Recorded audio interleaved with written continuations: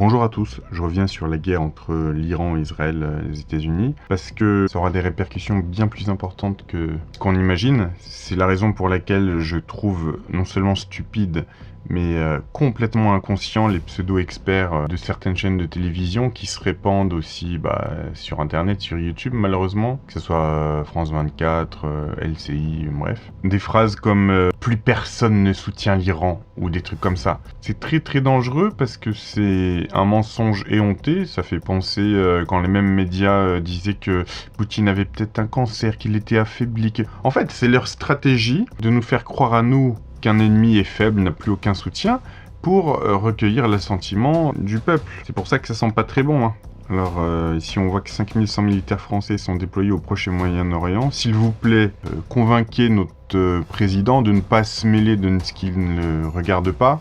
Je sais bien qu'on a eu une base touchée à Abu Dhabi, il y a juste un entrepôt et des choses qui ont sauté, personne n'a été tué. S'il vous plaît, ne vous comportez pas encore comme le valet des États-Unis. Hein, c'est-à-dire, nous, on sera toujours le dindon de la farce pour des intérêts qui ne nous concernent pas. Enfin, je ne pense pas. Quant à ceux qui racontent des blagues en disant que l'Iran n'a pas de soutien, c'est extrêmement dangereux de mentir comme ça. On a, alors, premier soutien, la Chine, partenaire économique qui est majeur et qui est un partenaire stratégique global de l'Iran. En 2021, il y a un accord de coopération stratégique de 25 ans qui a été signé, prévoyant des investissements chinois massifs, jusqu'à 400 milliards de dollars dans les secteurs pétroliers, gaziers, pétrochimiques et des infrastructures iraniens. Je rappelle que la Chine est le principal acheteur de pétrole iranien. Les deux pays partagent une vision d'opposition à l'hégémonie occidentale, entre guillemets, et participent à des exercices militaires conjoints avec la Russie. La Chine essaye d'assurer une stabilité à l'Iran pendant un contexte de sanctions internationales et américaines face à l'Iran. Donc, déjà, première chose, la Chine. Si certains commencent à attaquer les infrastructures pétrolières ou autres qui sont détenues en partie par les Chinois, laissez-moi vous dire qu'ils vont pas du tout apprécier. Comme c'est déjà tendu avec les États-Unis au niveau de Taïwan, etc., ça risque d'être chaud. On a la Russie. Hein, ne l'oubliez pas, un des alliés les plus proches et les plus formalisés de l'Iran, on peut dire. Un accord de partenariat stratégique global de 20 ans a été signé entre l'Iran et la Russie le 17 janvier 2025, et est entré en vigueur en octobre. Donc, cet accord visait à approfondir la coopération économique, à atténuer l'impact des sanctions américaines et à renforcer les partenariats militaires et politiques. Le commerce bilatéral a déjà augmenté de 15,5% entre janvier et octobre 2024. La coopération militaire s'est considérablement renforcée depuis le début de la guerre en Ukraine, l'Iran fournissant des drones et potentiellement des missiles balistiques à la Russie. En retour, la Russie aurait prévu de livrer à l'Iran des systèmes de défense aérienne avancés, S-400, des avions de chasse Sukhoi Su-35.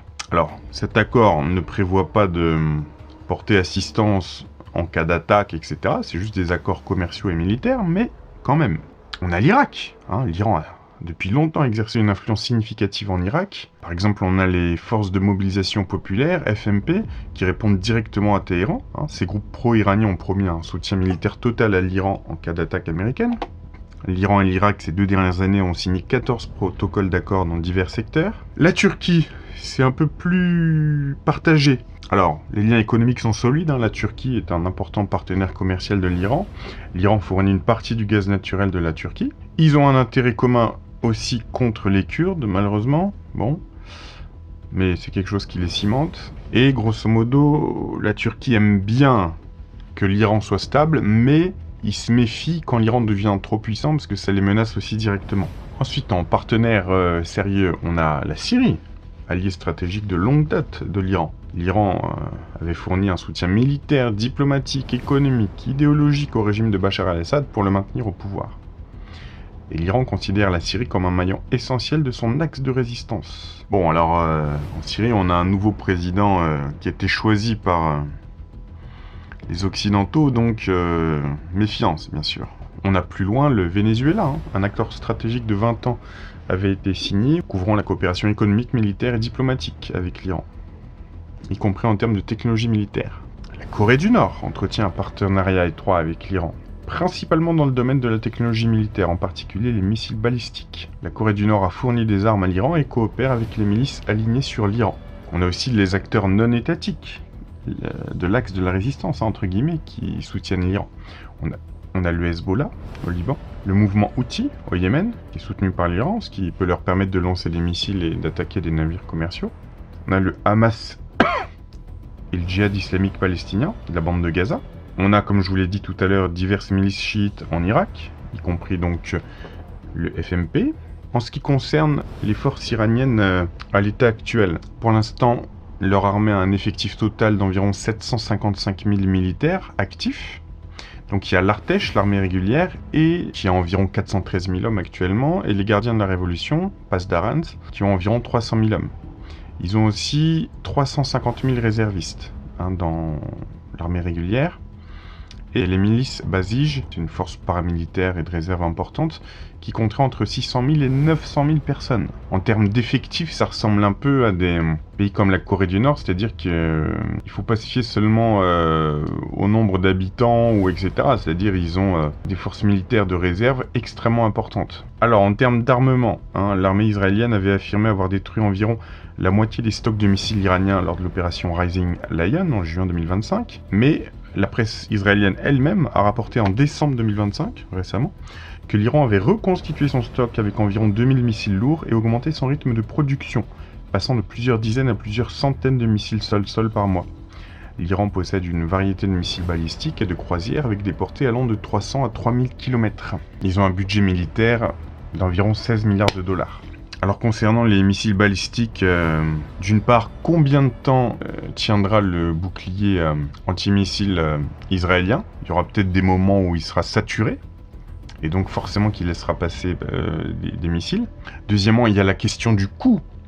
Même le stock que les États-Unis fournit à Israël, on a des tarifs ahurissants, c'est entre 10 et 20 millions de dollars par missile. Alors qu'en face, les missiles balistiques iraniens, c'est peut-être 10-15 000 euros, le prix d'une voiture d'occasion.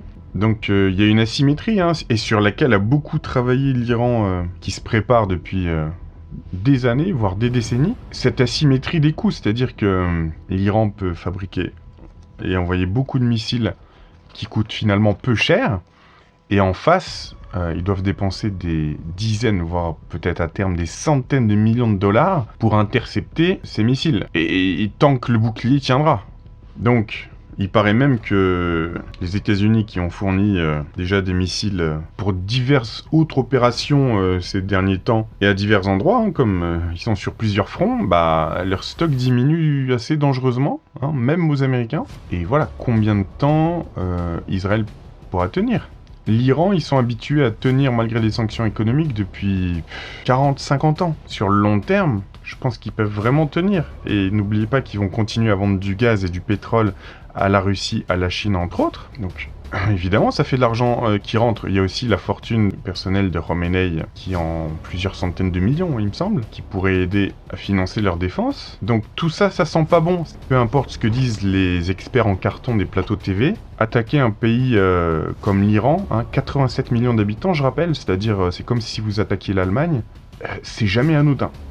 Ça n'est jamais anodin. Alors, peut-être que leur armée de l'air, par exemple, est faible par rapport à celle des Occidentaux, des Américains et tout, mais ils n'ont même pas besoin de ça. Ils ont besoin juste de faire des frappes stratégiques en riposte, à Israël, etc., avec les missiles qu'ils ont déjà, qui leur coûtent peu cher, et voilà, déjà, ça, c'est rédhibitoire, donc...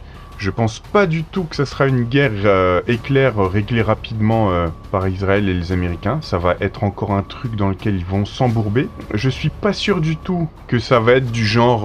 parce que là où on peut voir la mauvaise intention, et je suis poli, des services, je sais pas, de renseignement américains, israéliens, qui préparent le terrain depuis des mois ou des années, là on voit leur mauvaise intention évidente, c'est d'essayer de déstabiliser un régime et de... Enfin, voilà, il faut pas être naïf, Moi, je pense que les manifestations qui ont eu lieu ces derniers mois en Iran contre le pouvoir autoritaire du Mollah, contre les gardiens de la Révolution, c'était... là, on rentre même pas dans les considérations de démocratie, de je sais pas quoi. C'était déjà une tentative de déstabilisation du pouvoir, mais je ne suis pas sûr du tout que ça va tant affaiblir que ça l'Iran. Parce que l'Iran, je pense, a une structure complexe de pouvoir qui repose pas seulement sur un seul leader, et ça fait des années qu'ils s'habituent aux ennemis qu'ils ont en face d'eux, et à leurs sanctions économiques, etc. Et voilà, les Américains sont pas chez eux. Quand les forces militaires ne sont pas chez elles, c'est tellement difficile par rapport à tout le maillage dont peuvent disposer des pays comme l'Iran, etc. Ils ont des alliés, on l'a vu, dans des pays voisins, etc. Ça risque d'être extrêmement compliqué. Et Israël, bon, ils sont sur place, mais... Enfin, vous voyez déjà les difficultés qu'ils ont. Ils vont être obligés, ils vont forcer tous les religieux en Israël, ce qui représente quand même une bonne part de la population. Ils vont peut-être réussir à les forcer à rentrer dans l'armée. Mais à mon avis, ça va être très compliqué. Ils sont pas à l'abri que des religieux enrôlés de force dans l'armée deviennent finalement pro-palestiniens ou pro-cause arabe ou pro-Hamas. On n'en sait rien du tout. Parce que certains religieux ultra-orthodoxes là-bas sont tellement contre le régime israélien. On les a déjà vus brûler des drapeaux israéliens, des cartes d'identité israéliennes, etc. Ils n'ont pas du tout obéi au narratif pendant le Covid. Et ils ont réfléchi un minimum, hein, ils refusaient de se faire vacciner, etc. Enfin, voilà, on a quand même un historique. Et si le pouvoir israélien se fait un ennemi durable avec les ultra-orthodoxes en Israël, ça risque d'être très très compliqué. Moi je pense que ça peut partir en guerre civile. Donc, à l'intérieur, les Israéliens, je pense pas qu'ils soient si forts que ça, hein. Et puis, il y a même plein d'Israéliens non religieux ou non ultra-orthodoxes qui sont de plus en plus contre la politique du président et de Netanyahou. Ça risque d'être très très très compliqué. Et je le rappelle, là, l'Iran peut déjà mobiliser en termes d'hommes, quasiment immédiatement, 750 000 militaires, plus 350 000 réservistes, et ils ont des forces paramilitaires qu'on peut compter entre 600 000 et 900 000 personnes. Donc on est déjà à presque 2 millions d'hommes qui seraient mobilisables. Je sais pas si vous imaginez. Et encore une fois, hein, on va bien préciser les choses là-dessus. Ça fait des mois, même des années, qu'Israël provoque l'Iran. Pas seulement l'Iran, mais l'Iran. L'Iran a été très patient depuis 2 ans, alors que les Israéliens se permettaient d'attaquer, soi-disant de façon ciblée, hein, de détruire des immeubles entiers avec soi-disant des dirigeants du Hamas, etc. Enfin, vous imaginez? C'est comme si, j'en sais rien, les Allemands, sans nous prévenir, disaient, voilà, on a détruit 4 ou 5 immeubles là, dans Paris parce que on a estimé qu'il y avait des ressortissants ou des ennemis de tel ou tel pays. Voilà, sans nous demander l'autre avis. Est-ce que vous imaginez quelle serait notre réaction? Enfin, j'ai pris l'Allemagne, ça pourrait être n'importe qui. Vous voyez ce que je veux dire? Il n'y a pas de manière préventive, c'est vous envoyer des missiles, vous faites des frappes ciblées sur un pays qui n'est pas le vôtre. Déjà, ça, pour moi, c'est un cas de casus belli évident. Ça fait des mois qu'ils cherchent, Et donc là, ils trouvent, ils ont trouvé. Donc, on parle même plus de... Et puis, les pays occidentaux, quoi, la défense de la démocratie, oui, parce qu'il faut parler de ça aussi. On a Reza Pahlavi qui est très très actif sur YouTube, sur les réseaux sociaux, avec une vidéo notamment qui s'appelle « La République islamique s'effondre ». Mais lui, on a bien compris, c'est le fils de l'ancien Shah d'Iran, qui avait été chassé en 1979. Et comme on l'a vu dans ma précédente vidéo, les États-Unis et les Anglais à une époque, ils étaient très favorables au Shah pour tout ce qui est intérêt pétrolier. Parce que voilà, ce type de famille est très réceptive à l'argent qu'on peut leur promettre. Et ils sont prêts à accepter la démocratie occidentale, c'est-à-dire vendre leur âme, moyennant le pouvoir. Puis on sait, hein, on a des bruits de couloir, on sait que Reza Pahlavi, selon certains, c'est un pantin d'Israël et des Américains. Donc, à distance, moi déjà je trouve que ça se fait pas. Un chef religieux a été tué.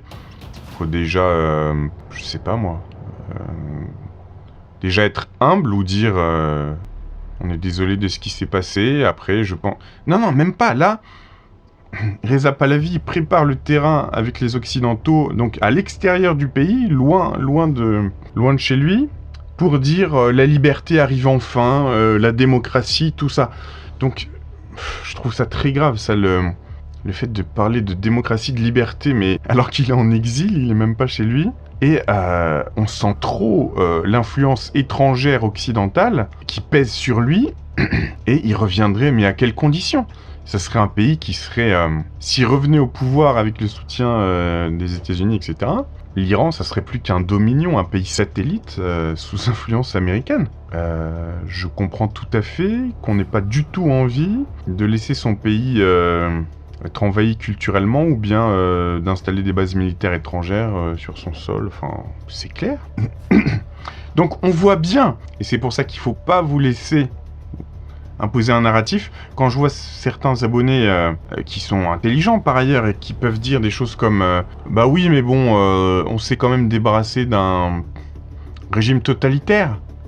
Non mais attendez, ça c'est le narratif de TF1 ou de LCI, mais je veux dire c'est parce que eux, ces médias-là, préparent le terrain pour nous. D'ailleurs je sais pas dans quoi on veut nous embarquer, mais il s'agit ni de liberté, ni de démocratie, ni de... C'est pas notre pays, si vous voulez. Donc, ils ont le régime qu'ils souhaitent avoir, ou qu'ils méritent, je ne sais pas. Et nous, on se mêle de nos affaires, et eux des leurs. Vous voyez l'idée? Il n'y a pas à dire on... non, c'est pas on. Nous, on n'a aucun intérêt, normalement, à faire advenir un changement de régime dans un pays comme l'Iran. Quand je dis on, c'est la population française, hein, je parle pas des services secrets. Mais démocratie, excusez-moi, vous voulez qu'on s'arrête et qu'on en parle dans notre pays, là, la démocratie? Un pays qui laisse le fossé grandir entre les pauvres et les riches, un pays qui a stigmatisé une partie de la population pendant le Covid, qui a essayé de diviser les Français, etc., etc. Enfin, on va pas rentrer dans tous les détails. Ça, pour moi, c'est pas une démocratie. Une censure molle sur les réseaux sociaux, un pays qui veut demander l'identité numérique à terme, soi-disant en interdisant les réseaux sociaux à terme pour faire passer en urgence une loi d'ici septembre pour que les moins de 15 ans n'y aient plus accès. Ce qui veut dire aussi, vous l'avez bien compris, qu'on vous demandera à vous aussi votre pièce d'identité pour prouver que vous n'avez pas 15 ans. Vous voyez l'histoire? Non, j'appelle pas ça une démocratie. Donc, on est bien d'accord, il ne s'agit pas de démocratie. Leur régime, qu'il soit autoritaire, pas autoritaire, etc., c'est pas notre problème. Et on n'envoie aucune troupe là-bas. On va pas encore être le valet des Américains comme pendant la première guerre du Golfe. Il n'y a aucune raison que même des gars de la Légion étrangère ou d'autres régiments de l'armée régulière se fassent tuer là-bas, alors que ça concerne surtout, à mon avis, du pétrole, du gaz et le complexe militaire-industriel qui veut s'en mettre plein les fouilles. Il ne s'agit que de ça. Donc, maintenant que je vous ai parlé un peu de Reza Pahlavi qui prépare bien le terrain, donc c'est là où je vous disais, on voit bien l'intention en amont, de déstabiliser un pays pour y installer autre chose. Mais ça, c'est pas acceptable. Comme par hasard, on a Reza Pahlavi qui, niveau communication, il est prêt, tout ça, pour revenir avec l'aide des Américains et d'Israël. Mais attendez, on choisit pas de l'extérieur, avec l'aide de pays étrangers, un dirigeant pour un pays qui est censé être souverain. Non? Enfin, c'est bizarre de devoir rappeler la base, en fait. La base des choses. Donc, pour résumer, alors ce qui est sûr, hein, c'est que le pétrole va probablement flamber. Ce qui est certain aussi, c'est que ce conflit, si jamais il durait, va probablement raviver, redonner de la légitimité à certains mouvements islamistes dans les pays concernés. Donc là aussi, hein, je suis très très inquiet pour tous ceux qui seront les ennemis de l'Iran. Que ça peut dégénérer en quelque chose de... Voilà. Et j'ose même pas penser à l'option où la Chine dirait « Écoutez, vous avez attaqué une de nos infrastructures, ou tel puits de pétrole, il est à nous, depuis nos accords commerciaux avec l'Iran, ou même que ce soit les Russes. » Et que là, si les Russes et les Chinois se mettent à riposter contre les États-Unis, ça sent pas bon du tout. Donc, on a bien deviné que certains veulent une guerre, mais on va pas les laisser faire. Que l'Iran riposte, ma foi, ça fait des mois que leurs ennemis les cherchent, donc à un moment ils les trouvent, mais ça risque d'être compliqué, hein. Et on veut pas de ces guerres-là, on veut plus de ces guerres-là. Laissez les régimes tranquilles, hein, pour ce que vous en faites, de toute façon, j'ai envie de dire. Vous avez éliminé le méchant, entre guillemets, Kadhafi en Libye. Bon, alors où en est la Libye aujourd'hui? C'est une grande démocratie? C'est un pays équilibré? Qu'est-ce qui se passe? La Tunisie, qu'est-ce qu'il en est de la Tunisie? La Syrie, Qu'est-ce qu'il en est? Les gens vivent bien, ça va, tout se passe bien? Non, vous n'installez que le chaos dans ces pays-là pour des intérêts financiers, pécuniaires, stratégiques. Donc vous n'apportez aucune démocratie. Et de toute façon, on a des cultures différentes. Ce que vous estimez être une démocratie n'en est peut-être pas pour un autre pays. Gardez vos trucs pour vous. Gardez votre système pour vous. Nous, on voit bien de toute façon ce qui se passe aussi, c'est que votre capitalisme est en train de péter de tous les côtés. Hein. Le bateau prend l'eau. Donc on n'est vraiment pas un modèle. On se laisse dicter notre politique par des dirigeants européens qui ne sont même pas élus au suffrage direct et qui ont, pour certaines choses, plus de pouvoir de décision que les présidents de nos propres pays. Hein. On n'avait aucun intérêt à accepter Mercosur, etc. C'est passé quand même. Il y a plein d'autres choses qui sont passées. On peut même plus réguler notre propre monnaie à cause de l'euro qui va tous nous entraîner vers une faillite certaine. Donc fermez-la, quoi, j'ai envie de dire. Occupez-vous de vos pays, hein. Il y a suffisamment de choses à faire, je pense. Occupez-vous de toutes les faillites d'entreprises et tout qui sont en train d'advenir à cause des décisions mauvaises que vous avez prises il y a quelques années. Voilà, ça c'est largement suffisant. Mais alors, essayez de faire fonctionner le complexe militaro-industriel à plein régime pour faire un dernier coup. D'ailleurs, on comprend bien que tant que vous n'êtes pas stoppé, ça sera jamais le dernier coup. Non, on rattrape pas une économie en créant des guerres pour faire rentrer de l'argent. Ou alors si c'est ça, ou si c'est la même chose pour les médicaments, il faut qu'on stoppe ces gens-là. C'est-à-dire le complexe militaro-industriel et complexe pharmaceutico, je sais pas quoi. Il faut, alors non pas stopper la chose dans son fonctionnement, il faut quelque chose de sain qui soit installé. Donc il faut se débarrasser des anciens dirigeants de tous ces puissants lobbies, les dirigeants de ces industries-là. On peut pas garder les mêmes et rester sur un malentendu, ou continuer sur un malentendu qui dure depuis le Covid, ou voire même avant. C'est pas possible, c'est pas tenable. C'est des gens qui œuvrent contre nos intérêts depuis des années, et qu'on laisse là, alors que ça soit en coulisses ou de manière plus visible, ils sont toujours là. C'est pas possible. Voilà, à très bientôt.